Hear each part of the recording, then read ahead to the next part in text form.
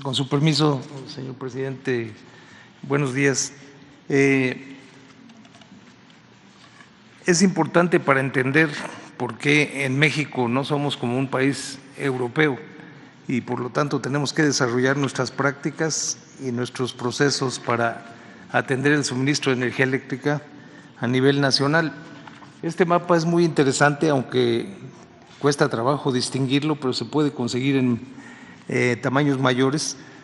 Nuestro país cubre una gran extensión geográfica y tiene una capacidad de producción de energía eléctrica también que es, después de Brasil, la más grande de Latinoamérica, y toda la capacidad de generación que tiene México es la misma que tiene el estado de California en Estados Unidos.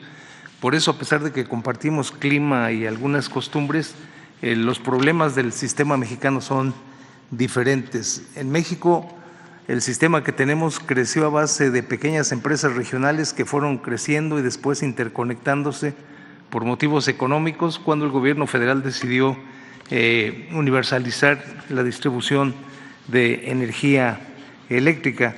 Entonces, este es uno de las cuestiones que son únicas en nuestro país, su gran extensión geográfica, y también con un poco de paciencia se puede identificar la dispersión en toda la geografía del país de diferentes recursos de generación.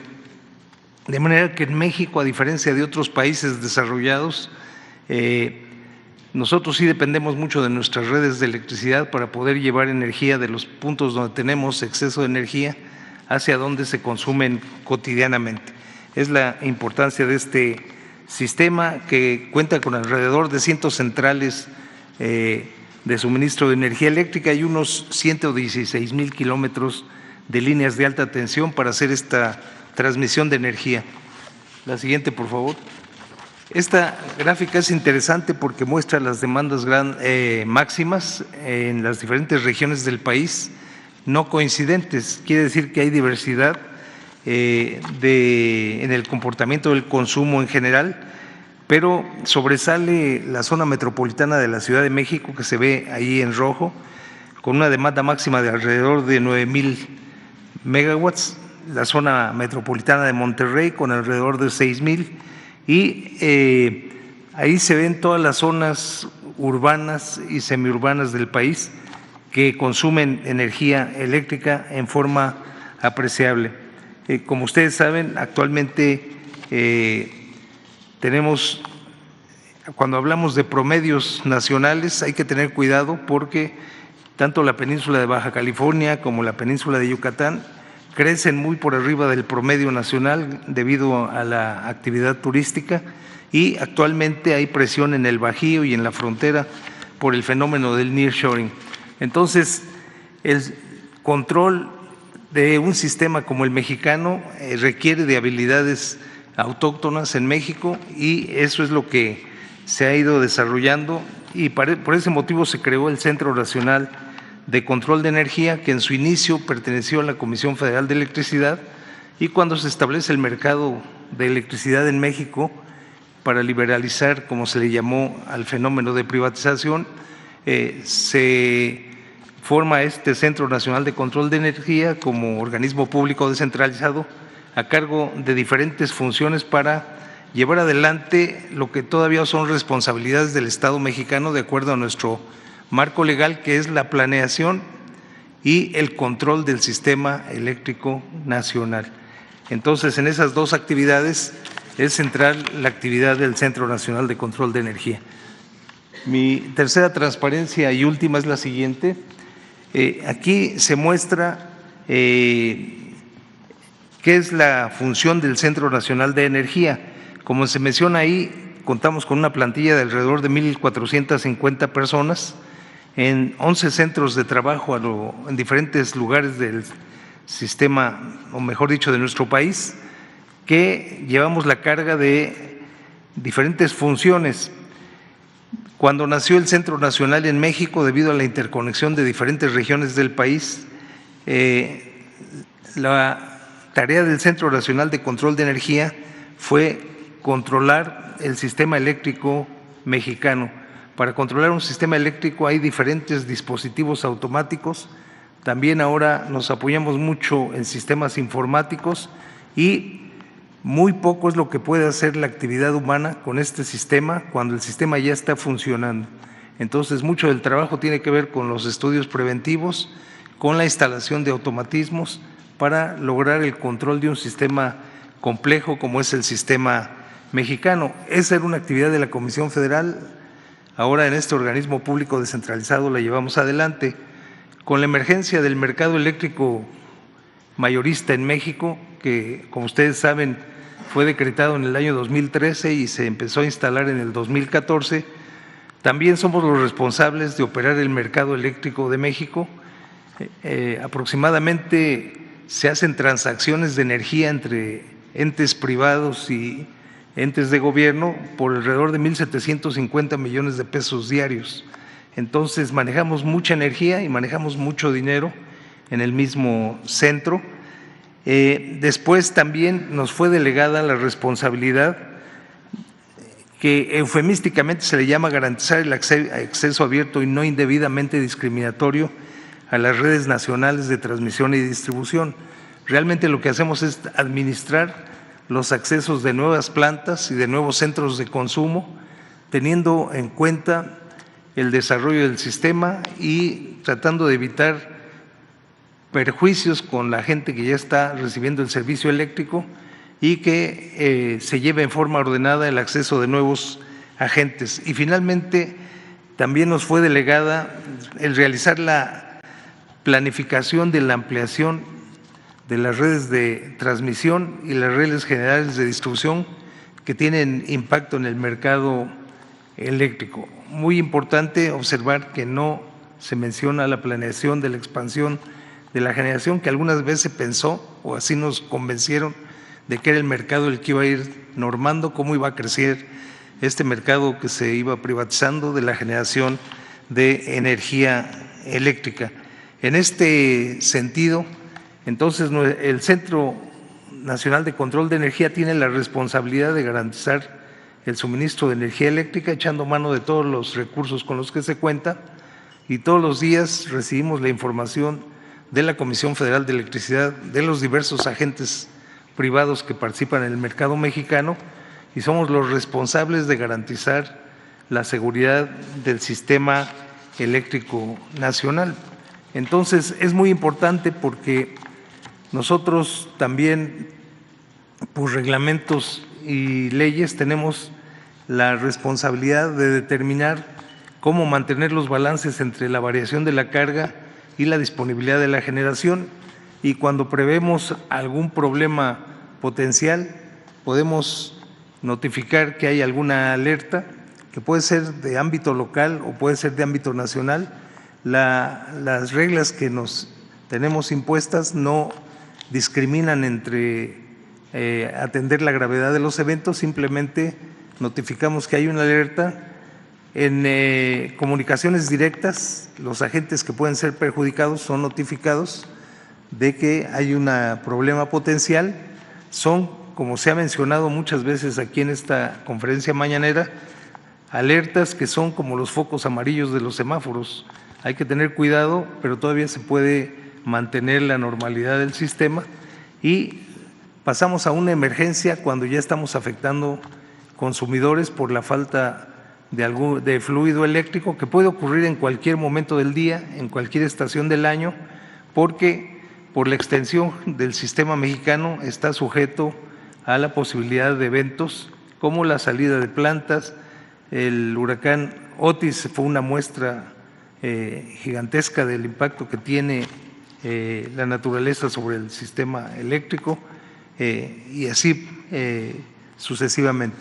Quisiera dejar la palabra a mi compañero para que explique ya con detalle lo que fue este evento, que tuvo una extensión de 3 días y que afectó solamente el suministro de energía en la punta de potencia o de demanda de energía eléctrica, y que fue controlado efectivamente, restringiendo el consumo en una manera ordenada y controlada, y que por eso ahí sí puede haber intervención humana, y por eso lo hacemos, para evitar un problema mayor en el sistema nacional. Adelante, por favor, ingeniero Cuellar.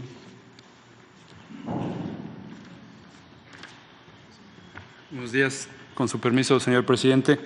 El doctor Ricardo Mota explicó la parte de funciones, responsabilidad del Centro Nacional de Control de Energía. Una es el control operativo. En el control operativo tenemos planeaciones. Tenemos planeación anual, mensual, semanal, diaria, y ya la ejecución la tenemos que llevar en el minuto a minuto. En todas esas planeaciones que son responsabilidad del SENACE, definimos qué generadores deben de estar en servicio, deben estar disponibles, cuáles pueden tener mantenimientos, porque los equipos deben de ser mantenidos. Y en esta planeación habíamos determinado que ciertos equipos estuvieran en mantenimiento en estas semanas. Sin embargo, como ya lo explicaron, hubo una ola de calor y se incrementó la necesidad de esos equipos. Explico ya el día a día, el minuto a minuto, segundo a segundo. Es muy relevante decir que la energía eléctrica se debe de producir en el momento exacto que se está consumiendo, es decir, que se está demandando por los usuarios. Nosotros llegamos a nuestras casas, voy a poner un ejemplo muy simple, prendemos la electricidad y ahí está disponible. Prendemos una plancha y la electricidad está disponible. Esos montos de energía deben ser cubiertos por generadores. El responsable de hacer ese balance exacto es el SENACE. Por eso tenemos personal las 24 horas del día, los 365 días del año. Damos instrucciones a los generadores del ámbito público y privado, es decir, de la Comisión Federal y de entidades privadas. Damos instrucciones para que ajusten su generación y nosotros controlemos exactamente lo que está demandando todo el país. En esa parte, el balance se debe de cubrir. Si aumenta la necesidad de energía, la demanda, incrementamos el número de generadores conectados o subimos su capacidad, su generación que están en ese momento produciendo. Esas instrucciones las da el SENACE.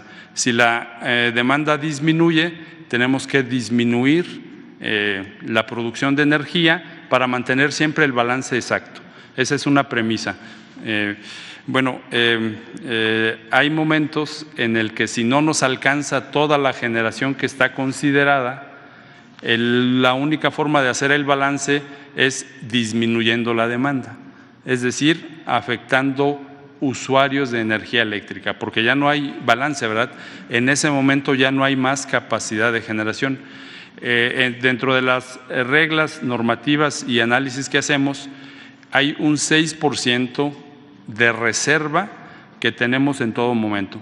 Es decir, estamos haciendo el balance exacto de lo que se está consumiendo y tenemos una reserva del 6% de la cual echar mano si suceden algunas afectaciones en los generadores, algún incremento súbito de demanda.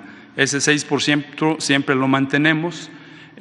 Si baja de ese 6%, es una de las causales por las cuales decretamos una alerta. Es decir, ya estamos debajo de ese umbral y avisamos a los agentes responsables, en este caso con mucho detalle a todos los integrantes de la industria eléctrica, que tenemos un problema y les decimos en detalle cuál es el problema. Al público en general solo emitimos la alerta como tal. Y les digo, esa es una causa de alertas, no es siempre la única. Si disminuimos del 6% de esa reserva, entonces decretamos una emergencia. ¿Por qué? Porque en ese momento ya no tenemos recursos más que por el 3% de lo demandado por los usuarios. Si suceden eventos, no vamos a poder abastecer la demanda y puede ocurrir un evento mayor. Es decir, la frecuencia, que aquí lo ponemos como 60 Hz, que es la nominal, puede empezar a disminuir debido a que no hay un balance, y si no hacemos las acciones necesarias para mantener el balance, puede extenderse en un disturbio mayor, es decir, salir de manera descontrolada usuarios y de manera descontrolada generadores, de tal forma que puede evolucionar a un disturbio de mayores consecuencias. Por eso debemos de tomar acciones en ese instante. En ese instante, la electricidad no puede esperar ni un segundo. En ese instante tenemos que tomar acciones. Bueno, con esta breve explicación paso a la línea de tiempo de los eventos del 7, 8 y 9 de mayo. En el primero, como podrán apreciar, iniciamos a las 16:05. Aquí también vale la pena aclarar que en esta temporada, que ya inició el calor, y en el verano, tenemos dos puntas o picos de demanda. Uno ocurre en la tarde, alrededor de las 16:30 horas, y uno ocurre en la noche, alrededor entre 19:30 y 20:15 horas. En el pico de la tarde normalmente no hay ningún problema porque está toda la producción de energía fotovoltaica, que como lo comentaron anteriormente, pues es de más de 7,000 megawatts instalada en el país. Entonces no hay ningún problema normalmente en la tarde. En la noche esos recursos de generación ya no están disponibles y entonces echamos mano de todos los recursos de generación restantes que sí pueden operar porque no dependen del sol. Bueno, dicho lo anterior, a las 16:05 se desconectó una central generadora de 450 megawatts. A las 16:30 se desconectaron otra central con 228 megawatts. Ahí declaramos el estado operativo de alerta debido a que teníamos una reserva inferior al 6%. A las 16:41 sucedieron 3 decrementos de generación. La generación eólica disminuyó en 395 megawatts, es decir, dejó de soplar el viento en ciertas centrales. La generación fotovoltaica disminuyó de manera no programada por nublados, 380 megawatts, y se desconectó otra central con una magnitud de 215 megawatts. Esto sumó en total 1,668 megawatts, el 3.4% de la demanda de ese momento. Es decir, del 6% que teníamos, pues ya nos fuimos a menos del 3%. Por lo que a las 17:04, al no tener ese balance y tener la reserva operativa inferior al 3% y no tener solo en ese momento los recursos de generación por estas fallas que comento, tuvimos que ordenar a la Comisión Federal de Electricidad una afectación de 200 megawatts, es decir, una interrupción al suministro que suma 200 megawatts, que es la necesidad para volver a hacer el balance, y tener la reserva operativa superior al 3%. Esa afectación duró 48 minutos. A las 17:52 el sistema ya no estuvo en emergencia, se reconectaron todos los usuarios y siguió en alerta porque manteníamos una reserva inferior al 6%. Seguimos con los eventos de ese día. A las 18:53 se desconectó una central con 135 megawatts. A las 19:08 se desconectó una central de 250 megawatts. Les recuerdo que el pico nocturno es entre 19:30 y 20:15. Entonces nos estábamos acercando al pico nocturno y el pico nocturno es muy fácil de identificar, que nosotros como usuarios llegamos a nuestras casas, prendemos la luz, prendemos la televisión, prendemos la plancha, se prende todo el alumbrado público del país, entonces se empieza a demandar más energía eléctrica. Por eso incrementa, ¿verdad?, el consumo de energía eléctrica. Bueno, a las 19:10 volvimos a tener el problema de estar abajo del 3% en ese momento y ordenamos un corte de 2,610 megawatts, es decir, el 5.23% de la demanda máxima de ese día. Lo ordenamos a la Comisión Federal de Electricidad, obviamente no en ese momento, como les digo, es instante a instante, tenemos que hacer los balances. La suma fue 2,610 megawatts, lo ordenamos en diferentes minutos, pero a partir de esa hora, de las 19:10. Y sucedió más desconexión de generación en los siguientes momentos. 19:12 se desconectaron 380 megawatts, una central generadora. A las 19:14, 2 centrales generadoras con 73 megawatts.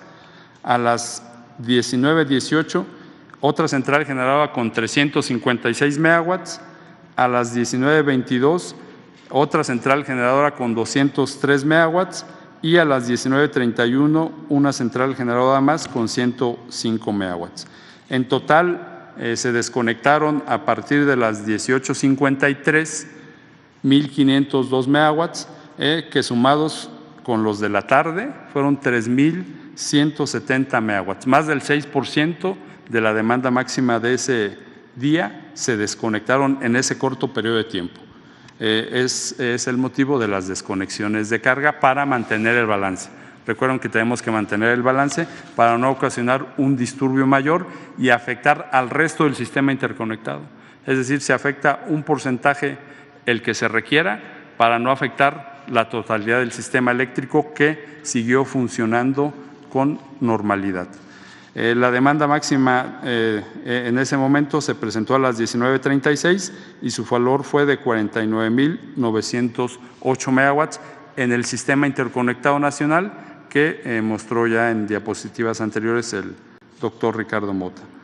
A las 20:10 solicitamos el inicio de la reconexión, es decir, la demanda empieza a disminuir, algunas centrales fueron reconectando, ya teníamos recursos para otra vez mantener el balance y tener reservas operativas superiores al 3%.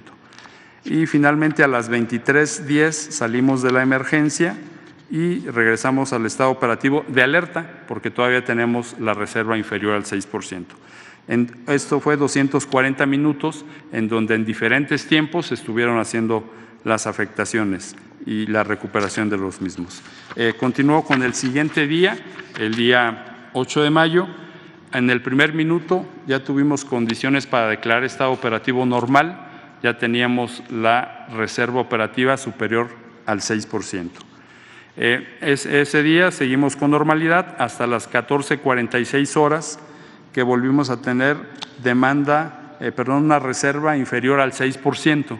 Entonces declaramos el estado operativo de alerta. La demanda máxima se presentó 2 horas después, a las 16:45. Recuerden que les digo que es en la tarde y en la noche. No tuvimos problema para abastecerla. Su valor fue el que indico, 50,647 megawatts. A las 19:35, muy cercano a la demanda máxima nocturna, tuvimos el estado operativo de emergencia en el sistema.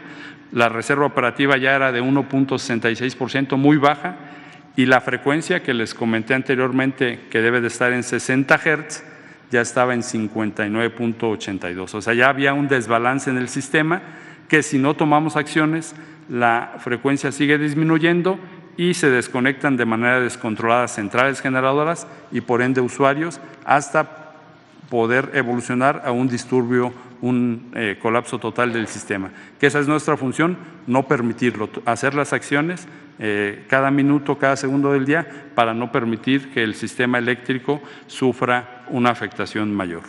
Ahí solicitamos a la Comisión Federal de Electricidad a las 19:35 una interrupción de 1,200 megawatts de carga. A las 20:08, ahí en ese periodo no hubo centrales desconectadas. A las 20:08 solicitamos el inicio de la reconexión del suministro que estaba afectado y a las 21:14 nuevamente cambiamos de estado operativo de emergencia a estado operativo de alerta. Duró 109 minutos en diferentes ocasiones la afectación y el estado operativo de emergencia. A las 23:15 de ese día volvimos a estar en estado operativo normal al recuperar las reservas operativas del 6%. Y paso al día 9 de mayo, que es el último día en que ha habido afectación de carga por esta causa, por la reserva operativa. Inició a las 11:36, se desconectó una planta de 191 megawatts. A las 12:59 se desconectó otra central de 71 megawatts. 13:35, otra central con 300 megawatts, y a las 15:02 declaramos el estado operativo de alerta, es decir, avisamos a los agentes encargados, a los integrantes de la industria eléctrica, que teníamos un problema en el sistema debido a que la reserva disminuyó del 6%.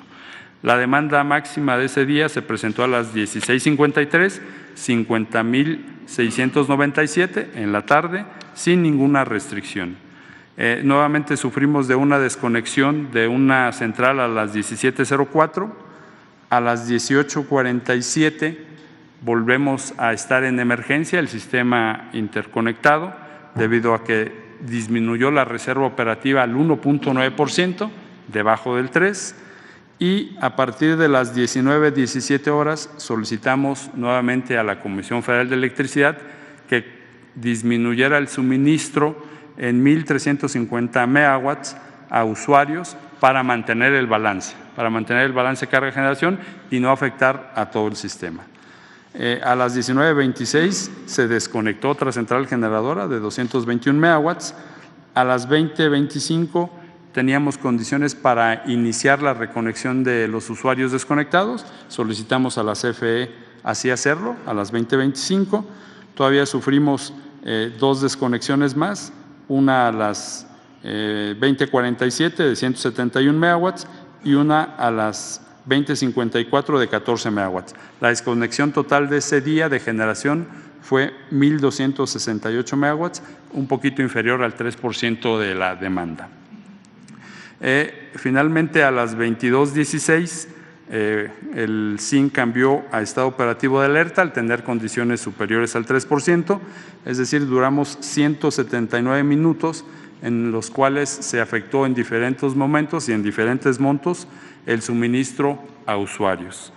A las 0:18 horas del día 10 de mayo ya el sistema estuvo en estado operativo normal y se ha mantenido sin afectaciones por esa causa hasta este momento. Sería lo que tengo que comentar. Cedo la palabra al ingeniero Juan Antonio Fernández, que explicará ya el proceso de la afectación de carga, cómo se realiza a instrucciones del SENACE por esta cuestión de seguridad del sistema eléctrico.